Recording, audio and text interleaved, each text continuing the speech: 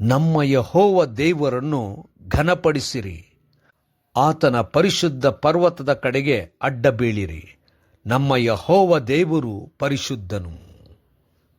ಭಾನುವಾರ 7 ಡಿಸೆಂಬರ್ 2025 ಇಸ್ವಿ.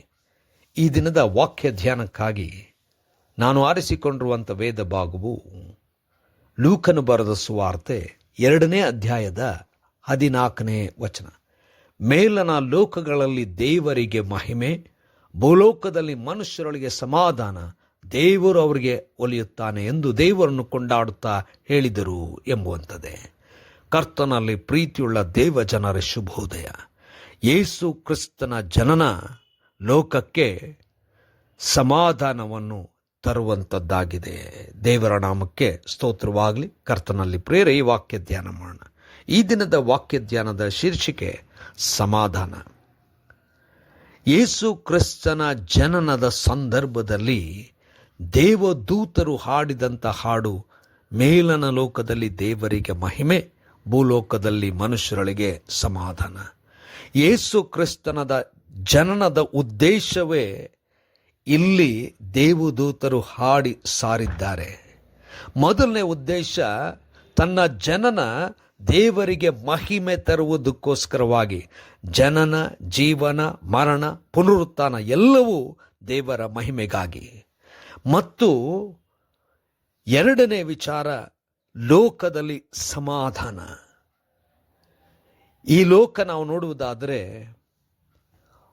ವ್ಯಕ್ತಿಗಳು ಒಡೆದು ಹೋಗಿದ್ದಾರೆ, ಕುಟುಂಬಗಳು ಒಡೆದು ಹೋದಂಥ ಪರಿಸ್ಥಿತಿಗಳಲ್ಲಿವೆ, ಸಮುದಾಯಗಳು ಒಬ್ಬರ ಮೇಲೆ ಒಬ್ಬರು ಹಾಗೆ ಸಾಧಿಸುತ್ತಿದ್ದಾರೆ,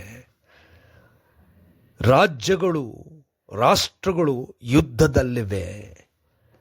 ಇಡೀ ಲೋಕ ಅಂಧಕಾರದ ಅಂದರೆ ಅಸಮಾಧಾನದ ಅಂಧಕಾರದಲ್ಲಿ ತುಂಬಿ ಹೋಗಿದೆ. ಇಂಥ ಸಂದರ್ಭಕ್ಕೆ ಈ ವಾಕ್ಯವು ನಿರೀಕ್ಷೆಯನ್ನು, ಸಮಾಧಾನವನ್ನು ಸಾರುವಂಥದ್ದಾಗಿದೆ. ಸಮಾಧಾನ ಸಾರಲಿಕ್ಕೆ ಯೇಸು ಸ್ವಾಮಿ ಬಂದಿದ್ದಾನೆ, ಸಮಾಧಾನ ಸ್ಥಾಪಿಸಲಿಕ್ಕೆ ಬಂದಿದ್ದಾನೆ.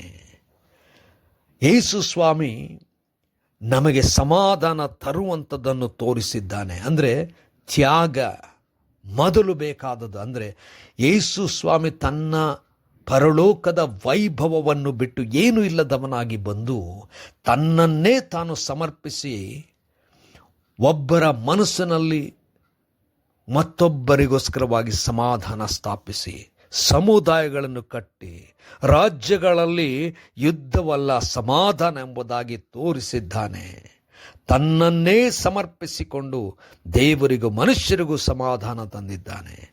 ಈ ಸಮಾಧಾನವನ್ನು ನಾವು ಅನುಭವಿಸುವಂಥದ್ದು ಮಾತ್ರವಲ್ಲ, ಸಾರುವಂಥವರು, ಇದಕ್ಕೋಸ್ಕರವಾಗಿ ಹೋರಾಡುವಂಥವರಾಗಬೇಕು.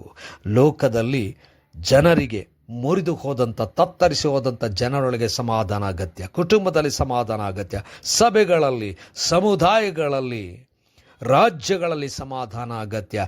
ಈ ಸಮಾಧಾನವನ್ನು ನಾವು ಸಾರುವಂಥವರಾಗುವ. ಕರ್ತನೇ ದಯಮಯ ಸ್ವಾಮಿ, ಸಮಾಧಾನದಿಂದ ಜನರು ಜೀವಿಸಲು ನಾವು ಪ್ರಯತ್ನಿಸಲು ನಮ್ಮನ್ನು ಪ್ರೇರೇಪಿಸಿ ನಡೆಸಿ ಯೇಸುವಿಗಾಗಿ ಪ್ರಾರ್ಥನೆ ಬೇಡಿದೆವು ತಂದೆಯೇ. ಆಮೆನ್.